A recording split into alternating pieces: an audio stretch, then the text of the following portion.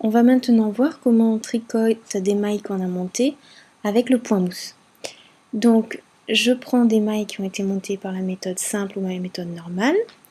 Je ne m'occupe plus du fil qui a été mis, qui est à gauche, qui n'est pas relié à la pelote. Je ne prends plus que le fil qui est relié à la pelote. Je positionne mes mailles sur l'aiguille gauche et avec l'aiguille droite, je prends une maille par-dessous en rentrant à l'intérieur.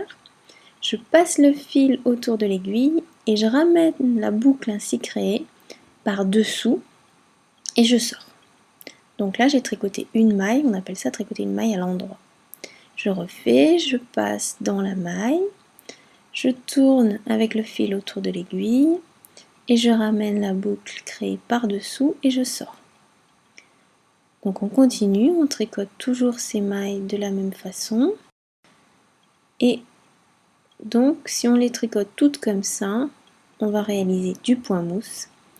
Et on dit qu'une maille, je répète, on la tricote à l'endroit.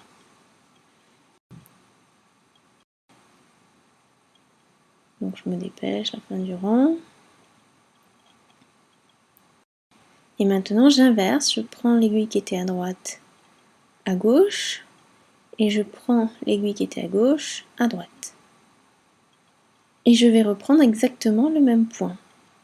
Donc je passe dans la maille par-dessous, je passe le fil, je ramène la boucle et je sors.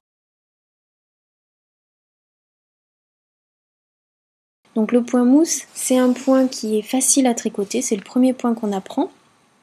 Il a l'avantage de ne pas rouler, c'est-à-dire qu'on peut faire une écharpe avec, mais l'inconvénient qu'il a, c'est qu'il est assez long à tricoter.